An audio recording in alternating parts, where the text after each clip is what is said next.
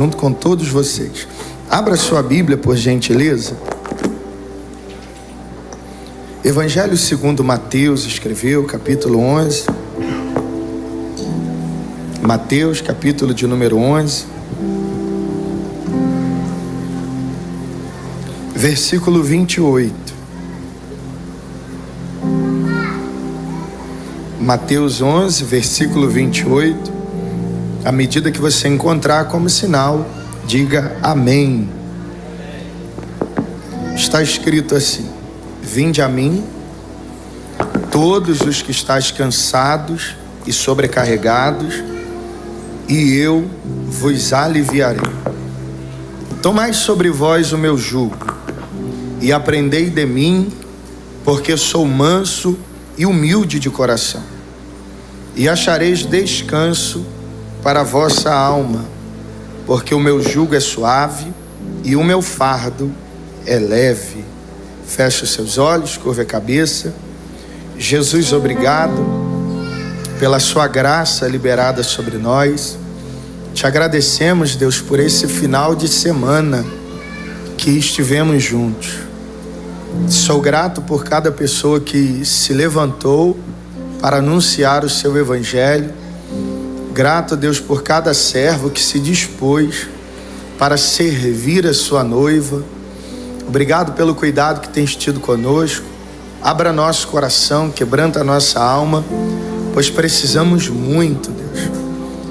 Se todos os dias, Pai, vivêssemos momentos como esse, certamente seríamos cada dia mais fortalecidos. Mas somos gratos ao Senhor pela experiência que o Senhor permitiu que nós tivéssemos durante esse final de semana. Em nome de Jesus, amém e graças a Deus. Queridos, para definir o sacrifício de Jesus, Isaías ele usou uma expressão muito forte, que é até repetida pelo apóstolo Paulo. No capítulo de número 53, no versículo de número 7, ele afirmou que Jesus ele foi como um cordeiro levado ao matadouro, como uma ovelha muda perante os seus tosquiadores. E ele não abriu a sua boca. Ele se sujeitou completamente ao plano do Pai para que chegasse até a cruz do Calvário. Embora tivesse autoridade para se defender, ele não disse uma única palavra, porque o maior peso carregado por Jesus não foi o peso da madeira, mas foi o peso dos nossos pecados. Mesmo sendo um rei, ele se sujeitou à humilhação que os soldados e os que estavam participando do seu período mais doloroso resolveu fazer com ele. Ele não foi apenas abandonado pelos seus discípulos no momento crucial da sua vida. Está escrito na Bíblia Sagrada, Mateus 27, 29, que ele conversa com o Pai da seguinte maneira: Deus meu, por que me desamparaste? Ele experimentou um silêncio do céu. Além disso, nós podemos ver ele sendo traído por um amigo, podemos ver a pessoa que disse que morreria por ele o negando, podemos ver ele sendo trocado por um criminoso, nós vemos ele sendo açoitado cruelmente, tendo seu corpo completamente dilacerado. Nós vemos as pessoas arrancando tanto a barba quanto cuspindo em seu rosto, como um gesto de humilhação. Ele é ridicularizado publicamente, ele é exposto à vergonha, ele sente sede, ele é levado à exaustão. Além de ser levado à exaustão, ele é contado entre os transgressores, como está escrito na Bíblia. Os dias finais da vida de Cristo foi de extremo sofrimento. Mas João capítulo 10, versículo de número 18, ele faz uma afirmação que me deixa em choque. Ele diz o seguinte: ninguém tira de mim a minha vida, eu mesmo a dou, e tenho poder para dar e poder para tomá-la. Esse é o mandamento que eu recebi do Pai. Essa afirmação feita por ele é a seguinte: eu entrego a minha vida, mas também tenho poder para tomá-la de volta. Quando ele afirma isso, deixa uma coisa muito clara: ninguém havia entregue a sua vida e a tomado de volta. Se você olhar para Charles Taze Russell, ele não tomou a vida dele de volta. Se você olhar para Joseph Smith, ele não tomou a vida dele de volta. Se você olhar para Allan Kardec, ele não tomou a vida dele de volta. Se você olhar para Abraham Lincoln, ele não tomou a vida dele de volta. Para Luther King, ele não tomou a vida dele de volta. Mas quando nós olhamos para Jesus, o terceiro dia foi o dia que ele toma a vida dele de volta. E ele tem poder para afirmar: eu sou a ressurreição e a vida. Aquele que crê em mim, ainda que esteja morto, viverá. Glória a Jesus. Porque a vida é ele. E o interessante é que quando ele se entrega, ele é o cordeiro mudo. Mas aí tem o outro lado da história, tem a volta. E é com a volta que hoje nós precisamos nos preocupar. Porque se na vinda ele é o cordeiro mudo, na volta ele é o leão da tribo de Judá. Se durante os seus últimos dias ele foi julgado, em sua volta ele julgará as nações. Se durante os seus últimos dias ele foi ridicularizado, na sua volta as nações conhecerão o Rei dos Reis e o Senhor dos Senhores. Sobre a sua volta, Apocalipse 19, do verso 12 ao 15: e os seus olhos eram como chama de fogo, e a sua cabeça havia muitos diademas, e tinha um nome escrito que ninguém sabia senão ele mesmo, e estava vestido de uma veste salpicada de sangue, e o nome pelo qual se chamava é a Palavra de Deus. E seguiram-nos os exércitos dos céus em cavalos brancos, vestidos de linho fino, branco e puro, e da sua boca saiu uma espada aguda para ferir com ela as nações, e ele regerá com vara de ferro, e ele mesmo é o que pisa o lagar de vinho do furor da ira de Deus Todo-Poderoso. Sobre a sua volta ele se assentará no trono branco e julgará as nações. Apocalipse capítulo 20, do 12 ao 15: e viu os mortos grandes e pequenos que estavam diante de Deus, e abriram-se o livro, e abriu-se outro livro, que é o da vida, e os mortos foram julgados pelas coisas que estavam escritas no livro, segundo as suas obras. E o mar deu os seus mortos que nele havia, e a morte e o inferno deram os mortos que neles havia, e foram julgados cada um segundo as suas obras. E a morte e o inferno foram lançados no lago de fogo. E esta é a segunda morte, e aquele que não foi achado escrito no livro da vida foi lançado no lago de fogo. O que me preocupa hoje é a sua volta. A gente tem que se preocupar com isso. Por que nós devemos nos preocupar com isso? Porque o castigo será eterno. Está escrito em Mateus 25, 46: irão estes para o castigo eterno. Segundo livro de Tessalonicenses, capítulo de número 1, versículo 8 e 9, está dizendo sobre a eterna perdição. Mateus 25, 41 fala do fogo que é eterno. Marcos 9, 43 fala do fogo que nunca apaga. Apocalipse capítulo 14, versículo de número 11, fala sobre o tormento que dura para sempre. Apocalipse 20, versículo de número 10, está escrito que os atormentos são para todo o sempre. Um dia o moço falou para mim assim: pastor, é difícil compreender porque que a gente vive cerca de 70 anos e algumas pessoas vão sofrer a eternidade no inferno. Aí eu falei para ele assim: é mais difícil ainda crer como que alguém pode viver 70 anos e depois disso viver a eternidade com Deus. A nossa história não é sobre o castigo, A nossa história é sobre a graça que nos foi oferecida. Se nós ainda temos o fôlego de vida, é porque há uma oportunidade de Deus para que um conserto seja feito.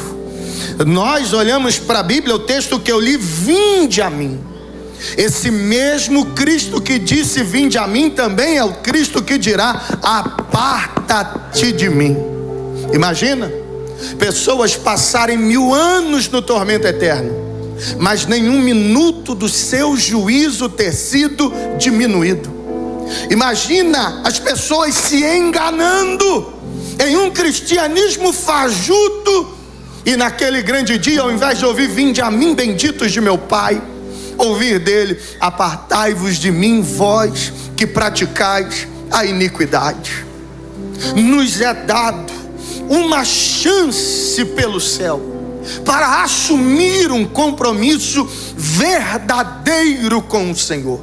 E eu não me refiro apenas para quem não é crente, eu me refiro isso para todos nós que estamos aqui. Quando Jesus falou assim, vinde a mim vós que estavam cansados e sobrecarregados, ele está levando em consideração algumas coisas. Por quê? Porque no período que Jesus vivia, as pessoas elas eram recrutadas baseadas em seus méritos. Os gregos, por exemplo, eles honravam a inteligência, o que eles chamavam de logos. Para eles era uma meritocracia intelectual. Os deuses escolhiam os filósofos, os homens sábios, aqueles que atingissem uma perfeição do saber. Era assim que os gregos enxergavam os homens. Além disso, havia também os romanos. Os romanos valorizavam a força bruta, porque para eles era o poder militar, político e físico. O valor do homem estava relacionado à sua capacidade de conquista, estava relacionado ao serviço prestado ao império. Além deles, havia os judeus. Os judeus já valorizavam a religiosidade. Para eles, o cumprimento da lei e dos rituais era o quesito que Deus tinha para recrutar uma pessoa. Mas no meio dessas 3 grandes forças, apareceu Jesus, o Cristo, e ele faz um convite. Qual é o convite dele? Vinde a mim, vós que estáis cansados e sobrecarregados, e eu vos aliviarei. Qual era o critério usado por Jesus para recrutar pessoas? A meritocracia intelectual? Não. A força bruta do homem? Também não. A religiosidade que ele possuía? Não. Sabe o que Deus esperava das pessoas? Que elas tivessem necessidade, porque o convite de Jesus é para que ele oferecesse a sua graça, o favor não merecido. Então, quando ele chama as pessoas, ele está dizendo: eu não estou te chamando pela tua intelectualidade, não estou te chamando pela tua força, pela estratégia, eu não estou te chamando pela tua religiosidade, mas eu estou te chamando pela necessidade que há na sua alma. Eu te escolhi, te ofereci a graça, o favor não merecido. O que isso quer dizer? Deus não precisa escolher super-heróis, Deus não precisa escolher anjos, Deus não precisa escolher pessoas renomadas. Quem o nosso Jesus escolheu? Escolheu o pobre, escolheu o cego, escolheu o miserável, escolheu aquele que estava nu. O nosso Jesus escolheu você em alguma esquina repleta lugar de escuridão, Ele mostrou para você a luz. Em algum lugar perdido num poço fundo, Ele estendeu para você a sua mão. Em algum lugar de desencontro, Ele colocou a bússola na tua frente. Em algum lugar dentro de um quarto escuro, Ele te arrancou das trevas. E essa noite, esse mesmo Jesus que morreu, mas ao terceiro dia ressuscitou, está dizendo para você: eu posso curar essa depressão, tirar você desse quarto escuro, desse lugar que você está preso. E a única coisa que eu preciso é que você reconheça: eu tenho uma necessidade na minha alma, e a necessidade da minha alma não é o dinheiro, a necessidade da minha alma não é o prazer da terra, a necessidade da minha alma não são as condecorações para os meus olhos, mas a necessidade da minha alma é que o Salvador Jesus tome conta do meu ser. Aleluia! Jesus está aqui essa noite para tratar tua alma, e Ele diz: vós que estáis cansados. Nós vivemos em uma sociedade onde as pessoas têm que ser fortes o tempo inteiro. Você precisa ser o melhor no trabalho, precisa ser o melhor na escola, precisa ser o melhor com o seu talento. Mas Jesus está dizendo: você não precisa aparentar ser algo diante de mim. Se apresente dizendo: eu não tenho força, eu não consigo, eu não sei o que fazer. Me deixe cuidar da tua alma, porque eu sou Deus que posso tratar você pelo lado de dentro, aonde a mão do médico não vai, aonde o psicólogo não vai, aonde nenhum especialista vai. A presença de Jesus vai e pode mudar você completamente. Aleluia! Levante a sua mão aos céus. O convite de Jesus hoje é para você que está cansado de ser forte. O convite de Jesus hoje é para você que está cansado de aparentar uma coisa que você não é. O convite de Jesus hoje é para você que reconhece: somente a sua presença pode transformar-me completamente. Somente o Senhor pode mudar a minha vida por inteiro. Quantos reconhecem e têm essa dependência do eterno Cristo? Abra sua boca a essa hora e libere pelo menos um brado de glória nessa casa. Aleluia. Você não precisa ser forte o tempo todo. Só precisa deixar Jesus cuidar de você. Aí Ele diz assim: vinde a mim.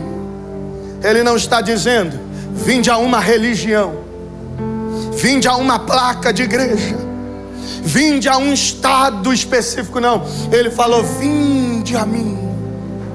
O que Ele está dizendo é: eu posso cuidar de você. Mas para que isso aconteça, você precisa se aproximar de mim, chegar mais perto de mim, se relacionar comigo. A gente vive numa época de crises. Tem uma crise intelectual, uma crise cultural, uma crise filosófica, uma crise da verdade. Mas a maior crise do ser humano é espiritual. O dinheiro não resolve o vazio que está aí dentro. A cachaça não resolve o vazio que está aí dentro. As drogas não resolvem o vazio que está aí dentro. Relacionamentos não resolvem o vazio que está aí dentro. A única coisa que resolve o problema da tua alma tem nome. E o nome do que pode resolver o vazio da tua alma é Jesus. O pão vivo que desceu do céu, Jesus. O pão vivo que desceu do céu, Jesus. a água da vida, Jesus, a ressurreição e a vida, Jesus, o Alfa, Jesus, o Ômega, Jesus, o princípio, Jesus, o fim, Jesus, a fonte, Jesus, a rocha, Jesus, o renovo, Jesus, a força, Jesus, a vida, Jesus, o vigor, Jesus, a restauração, Jesus, a cura, Jesus, o bálsamo, Jesus, o irmão, Jesus, o amigo, Jesus fiel, Jesus conselheiro, Jesus perdoador, Jesus batizador, Jesus o que cura, Jesus o que levanta, Jesus o que recomeça, Jesus o que refaz, Jesus o que faz, Jesus o que tem, Jesus o que é, Jesus o que pode, Jesus o que vai, Jesus o que vem, Jesus é o único que pode mudar o rumo da tua história. Alabarachuriandarábia, Alabarachuriandarábia, Alabarachuriandarai, Alabarachuriandarábia, Alabarabahasserbianturiei, Kelamanchori Guirebedaradarabadarabahas. Eu sinto a presença do Cordeiro de Deus. Sim, não há espaço para mais nada. Aleluia. Todo vazio. Fica de pé no seu lugar, fica de pé.